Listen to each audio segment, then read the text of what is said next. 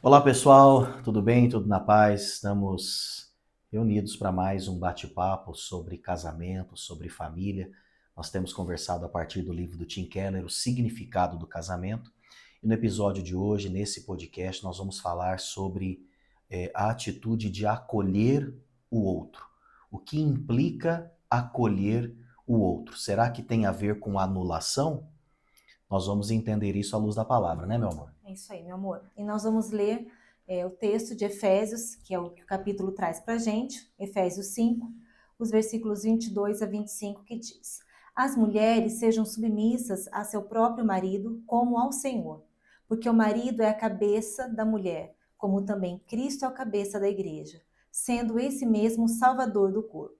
Como, porém, a igreja está sujeita a Cristo, assim também as mulheres sejam em tudo submissas ao seu marido. Maridos, amai vossa mulher, como também Cristo amou a igreja e a si mesmo se entregou por ela.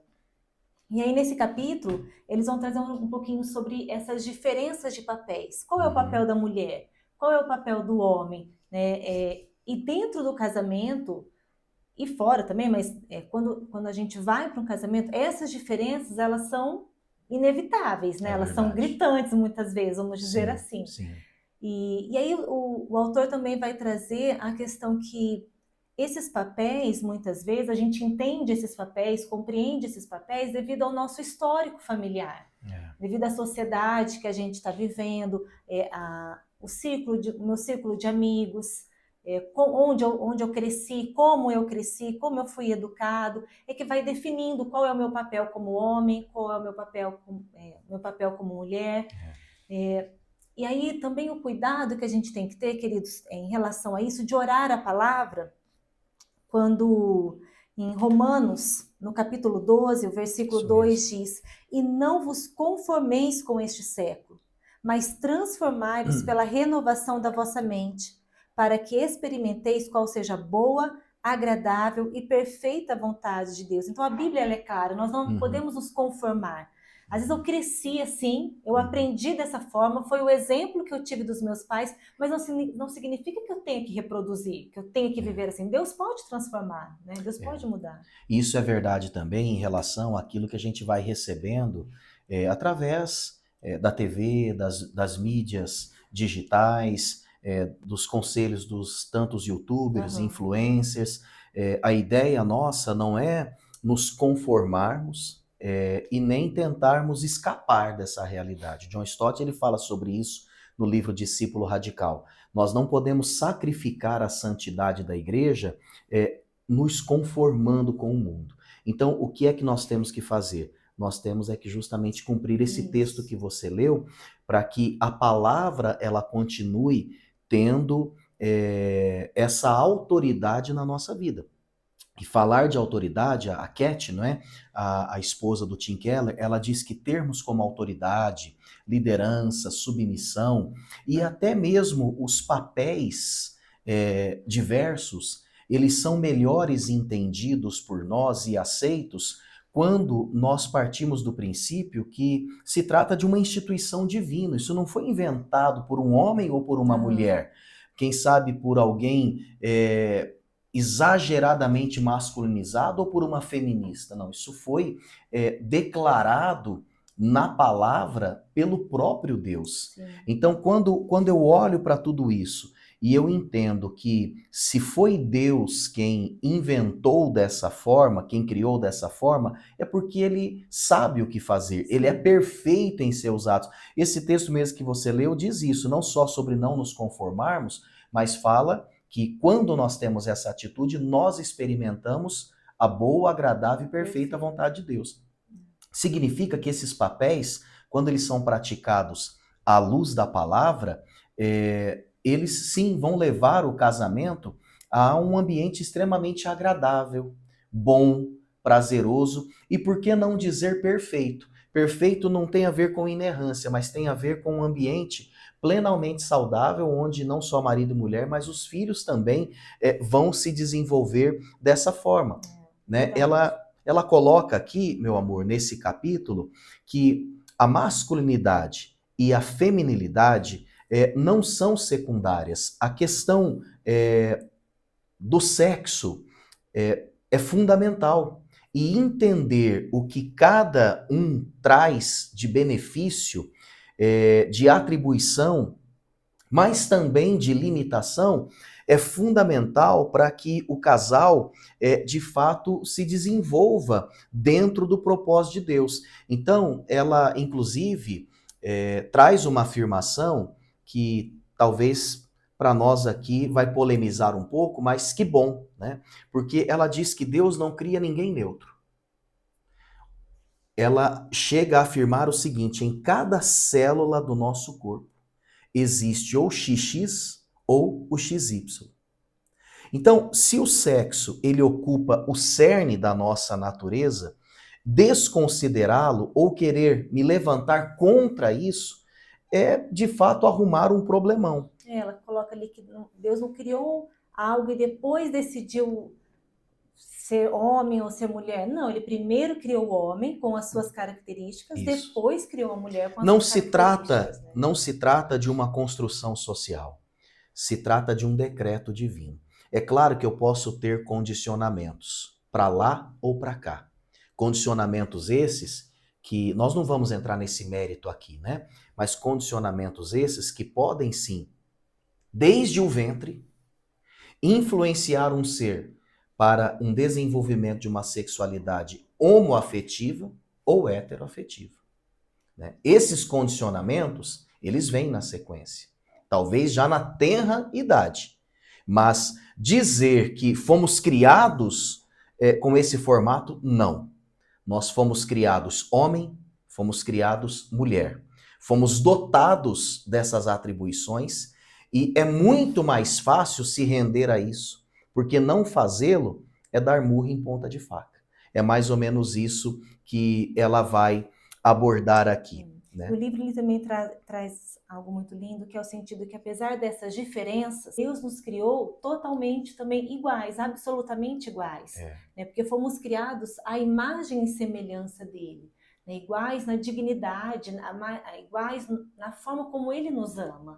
E isso dentro do casamento é lindo no sentido de pegar as diferenças, o que é diferente e aquilo que é igual, né? E nós vamos nos complementar, né?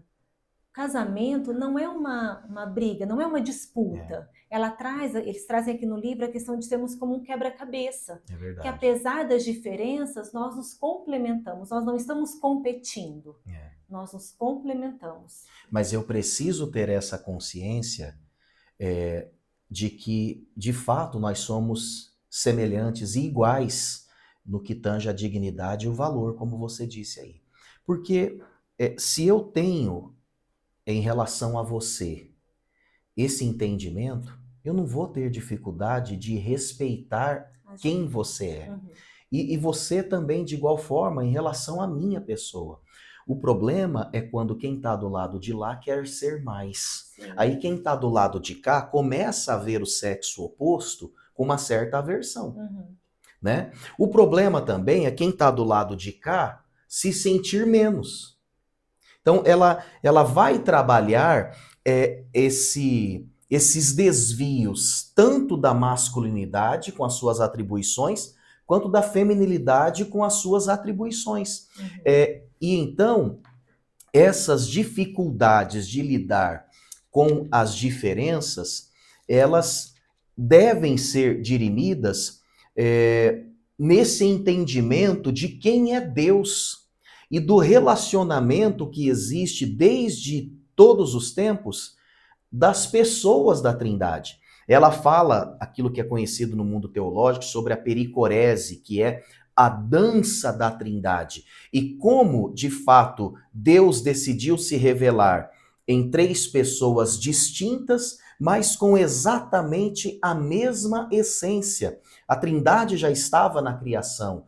Pai, Filho, Espírito Santo. Por isso, né, o texto que inclusive é citado lá de Gênesis, Gênesis 1:26, que vai dizer: façamos o homem à nossa imagem e semelhança. E aí nesse relacionamento da Trindade, ela vai citar sobretudo o relacionamento do pai com o filho. E aí entra esse texto de Filipenses 2. Que fala: tende em vós o mesmo sentimento que houve também em Cristo Jesus, pois ele, subsistindo em forma de Deus, não julgou como usurpação o ser Uhum. igual a Deus.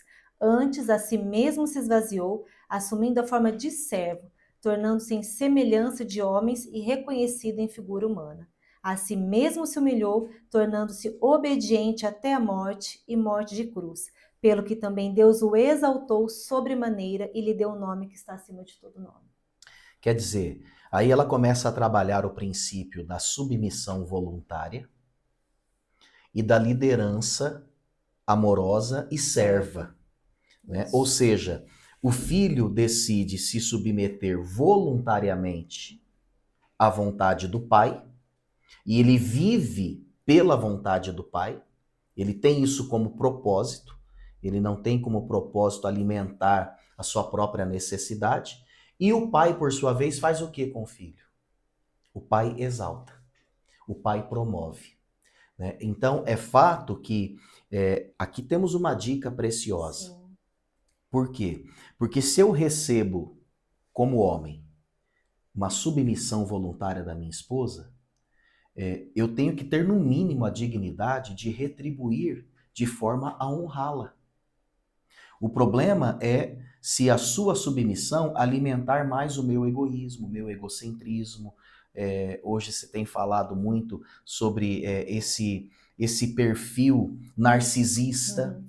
Agora, quando o relacionamento ele se torna uma via de mão dupla, onde submissão voluntária é respondida com liderança amorosa, ou liderança amorosa e serva é respondida com submissão voluntária, não tem como dar errado. É uma dança Sim. cujos movimentos se encaixam perfeitamente. Até que para a mulher poder se submeter dessa forma, de uma forma voluntária, amorosa, leve, ela precisa encontrar no marido essa liderança serva. Né? Como é que ela vai se submeter, às vezes, a um homem que está totalmente perdido, um homem que não está de acordo com a palavra de Deus. Então, quando o homem está nessa liderança serva, é uma consequência leve para a mulher se submeter. Por que os discípulos eles foram capazes de sustentar a fé em circunstâncias as mais radicais e pesadas? Porque eles foram amados. Não havia dúvidas de que o líder deles merecia tamanha lealdade, ainda que essa lealdade fosse levá-los à morte, né? Então, isso é maravilhoso. Sim. Porque quando nós olhamos para a vida de Jesus, por exemplo, a cerimônia do lava-pés, né, João capítulo 13, que lindo, né? Ele tira a vestimenta de cima, e aí a gente pode fazer aqui uma aplicação usando essa metáfora, né? Porque é fato que se eu não consigo servir como líder, é porque eu tenho uma estrutura que está me impedindo. É o meu título, é a minha formação familiar, talvez seja algum condicionamento cultural. Uhum. Do que eu tenho que me despir para poder servir melhor você? Né? Do que a esposa tem que se libertar para poder romper com esse medo e praticar uma submissão voluntária? Então, esse exemplo de Jesus, ele é fantástico para cada um de nós. E aí um versículo que a gente sempre cita aqui como levar para a nossa oração. Convém que o Senhor cresça e que o nosso eu diminua. Né? É pedir para que tudo isso que está impedindo possa cair por terra e que Cristo possa crescer em nós, porque Ele tem que ser o nosso alvo, nossa inspiração, a nossa maior motivação. Se a gente olhar para Ele, Ele é o maior exemplo. Exatamente. Bom, ela coloca de uma forma muito prática aqui essas diferenças de atribuições, de visão de mundo entre homens e mulheres. Então, ela vai dizer o seguinte, que os homens, eles entendem maturidade na atitude do desapego, e eles são treinados, isso já vem de muito tempo, a tornarem-se homens justamente através da independência. Uhum. Quanto mais independente eu consigo ser, quanto mais eu consigo vencer desafios por mim mesmo, mais homem eu me torno, né? É por isso que os pais, eles têm que pedir a Deus sabedoria, porque se eles facilitarem tudo na vida dos filhos meninos, esses meninos nunca se tornarão homens. É verdade. Estava assistindo esses dias um vídeo, não sei se um chinês ou um japonês passando por uma ponte e ele querendo ensinar o filho, né? Então ele pulou algumas cordas que ele tinha colocado naquela ponte e o menino, estou falando de um menino de 2 aninhos, Isso. pequenininho, né? Ele seguindo o pai e ele então não conseguiu passar a primeira vez, começou a chorar, chamou o pai, aí o pai foi, tirou ele daquele emaranhado todo, mas deixou ele do lado de cá e não do lado de lá. Até que aquele Ele menino ajudou, mas não facilitou. ajudou, mas não facilitou. Até que aquele menino conseguiu transpor aquele obstáculo e ele foi aplaudido pelo pai. Né? Então, é mais ou menos isso que os pais precisam fazer com filhos homens. E isso não vai torná-los brutamontes, mas vai fazer com que eles não sejam bibelôs, né? Sejam homens. Então, ela vai dizer isso aqui, né? Os homens, eles têm o dom da independência. Já a mulher, ela considera a maturidade quanto mais ela consegue expor seu coração, apegar-se a pessoas, esse senso materno de cuidado, né, de proteção também. Então, os homens, eles olham a vida a partir dessa perspectiva do envio, né? Quando eles saem, eles tomam a iniciativa. Agora, é fato que com a queda, com o pecado original, essa atribuição do homem, ela pode levá-lo ao quê? A uma atitude inconsequente, a uma atitude orgulhosa, a decidir sem dar satisfação, sem perguntar. Esse homem que é muito independente, esse homem que é muito decidido, esse homem que é muito prático, esse homem que é muito rápido. Então ela vai dizer que aí já entram o quê? As distorções. Que esse perfil decidido do homem não pode levá-lo a uma insubmissão diante de Deus. Porque se ele não se submete a Deus, como ele vai cobrar submissão da sua esposa? Mas ela fala das mulheres. As mulheres, por sua vez, já têm o dom da interdependência. Isso é maravilhoso. As mulheres têm o dom de receber. Olha como isso é precioso, né? A percepção da mulher, enquanto o homem está voltado mais para o exterior, a percepção da mulher está voltada mais para o interior. Isso no sexo é muito verdade. Não significa que a mulher não valorize a estética do homem. Mas o homem, ele é muito mais visual do que a mulher. A mulher é muito mais emocional, né? Então, ela está corroborando isso aqui. E a ideia da mulher aqui, da atribuição da mulher, é de alguém que tem essa qualidade de cuidar dos outros com uma sensibilidade que a maioria dos homens não tem, né? Mas também por conta do pecado original e da queda, essa mulher pode gerar uma dependência doentia em relação ao seu marido, aos seus pais, etc e tal, não é? Ou então pode gerar um individualismo. Por que um individualismo? Porque daí ela pode se rebelar contra o seu chamado. É o que a Cat aqui ela chama de hiperfeminilidade ou rejeição da feminilidade. É por isso que a gente precisa trazer o que ela fala ali sobre a cruz e o outro. Né? É estar em Deus, é pedir que Ele nos capacite para amar o outro mesmo sendo diferente de mim.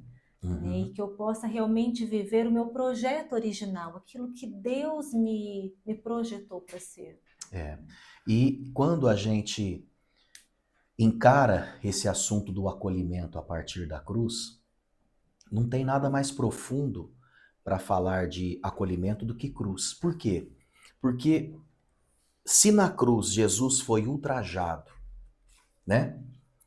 Ele foi exposto, ele foi humilhado, ele foi envergonhado, e sendo aqui de certa forma redundante, ele foi crucificado, tudo isso foi verdade para Jesus, o Filho de Deus, homem ali crucificado.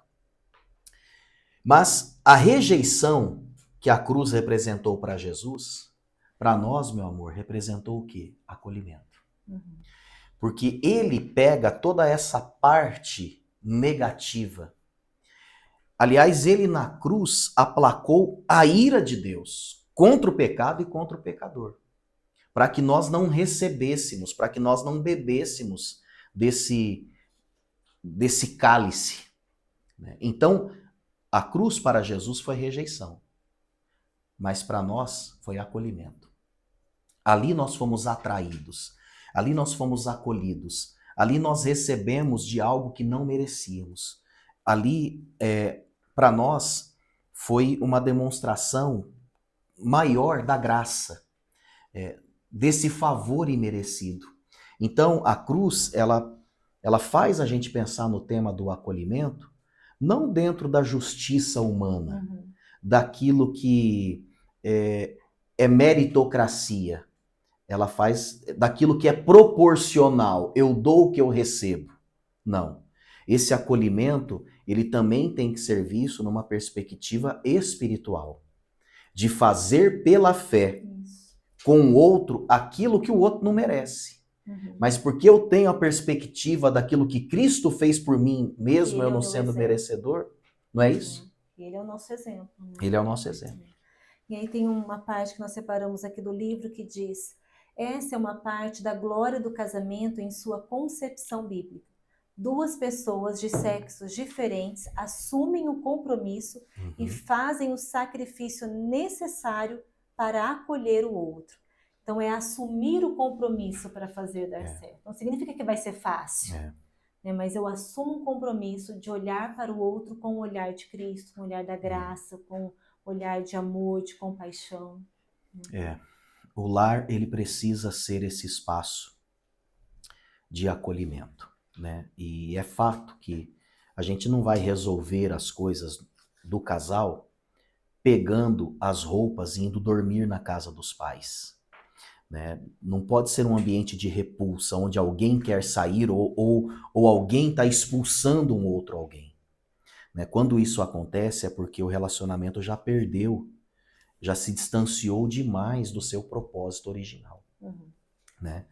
Ele tem que ser esse ambiente de acolhimento, inclusive da dor, né? Se nós decidimos casar, nós prometemos fidelidade em quais momentos, meu amor? Em todos. Então nós falamos da alegria, da tristeza, saúde, doença, na fartura, né? Na escassez, até que a morte os separe. Sim. Então é um acolhimento extremamente profundo, né? Um ambiente, se a gente fosse falar, por exemplo, do lar como um ambiente de acolhimento para os filhos. Tem pais que fisicamente, financeiramente falando, dão tudo para os filhos, mas os filhos não se sentem acolhidos e não se sentem pertencentes, porque dinheiro não traz sensação de pertencimento. É o acolhimento. É o acolher de novo, a dor, o choro, é o acolher com o beijo, com o colo, com o toque, com o tempo. É o acolher orando com ele e por ele, não é? É fazer dessa casa um lugar que vai deixar boas memórias na vida dos filhos. E que para onde eles também poderão voltar quando quiserem e vão se sentir em casa ali. Dizem que os pais não se sentem muito em casa na casa dos filhos, mas os filhos sempre se sentem em casa na casa dos pais. E se tiver um ambiente acolhedor, vão querer reproduzir isso nas suas próprias casas. É verdade. Né? Isso é fantástico. Já partindo então, meu amor, para o encerramento, é fato que nós fomos programados por Deus com papéis bem definidos, né? O homem na sua liderança, na sua busca, na sua saída, no seu envio, como um instrumento também da provisão de Deus. A mulher no seu acolhimento, na sua sensibilidade, nos detalhes, no cuidado do marido, dos filhos, na arrumação da casa. O livro fala um pouco sobre isso também. Nós vamos ver um pedaço aqui que diz assim: os papéis básicos de líder e ajudadora são obrigatórios, mas cada casal deve descobrir como os expressará na prática no casamento. Até mesmo o processo de tomar essas decisões é a parte importante daquilo que significa refletir sobre as diferenças entre os sexos e honrá-las. Então, é a questão, quando a gente fala desse acolhimento, é acolher as diferenças, né? Que nós temos papéis diferentes, Sim. mas em alguns momentos pode ser que tendo o acordo das duas partes, Uhum. às vezes um vai exercer o papel do É. outro.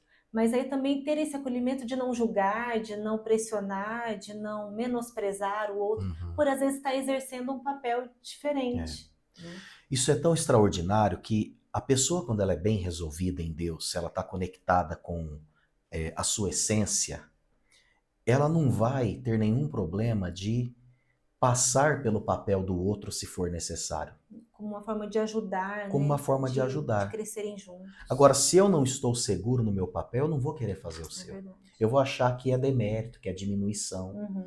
não é? Então, o livro ele fala sobre isso. Os papéis, eles são definidos, mas eles não podem ser rígidos. Eu vou repetir. Os papéis foram e são definidos por Por Deus. A gente não Deus. pode andar num limbo aí, o homem Aham. faz o que quer, a mulher faz o que quer. Não. A Bíblia estabelece atribuições. São definidos, mas não rígidos. Uhum. E o fato de termos segurança em Deus, naquilo que somos e temos, vai nos permitir transitar e praticar essa dança, Isso. né? Para que o nome de Jesus seja E glorificado. entender que algumas coisas eu vou ajudar a mim, por exemplo, um homem, ele vai Uhum. ajudar a esposa às vezes, no cuidado da casa, Sim. porque às vezes ele não está trabalhando fora, e ela está, então ele vai trabalhar ali ajudando no serviço de casa, mas o papel principal, que é ser sacerdote da casa, isso ele não vai negociar, Exato. né? Ele vai estar cuidando de algumas coisas da casa, mas o tom, aquela sensibilidade de definir as coisas da casa é da mulher. Então, Uhum. é o trabalhar junto, é um colaborando com o Isso outro, e mesmo. isso é lindo dentro do casamento. Amém. Espero que você tenha Amém. gostado desse conteúdo e, muito mais do que gostado, que você tenha sido edificado, que esse podcast tenha incomodado você no bom Amém. sentido e também confortado você, né? Quero pedir de todo o coração que você nos ajude multiplicando esse conteúdo para que tantas outras pessoas também sejam abençoadas. Meu amor, eu acho que hoje você ora. Vamos orar então. Amém. Pai, nós queremos te agradecer por esse tempo de Sim, Jesus. compartilhar da tua palavra. Nós queremos pedir, Pai, que o Senhor nos ajude a realmente não nos conformarmos com este mundo, mas Amém. colocarmos tudo diante do Senhor, e que o Senhor possa governar a nossa mente, o nosso sentir, o nosso querer.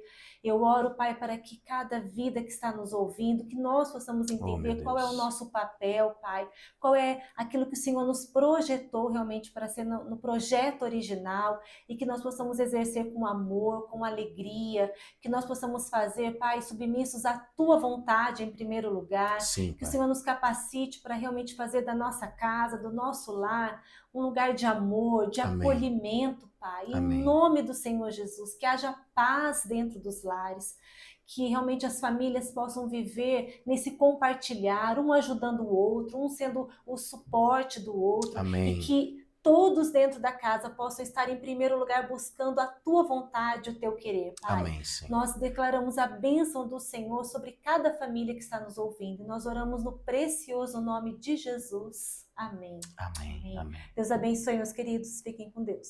Até a próxima. Tchau, tchau.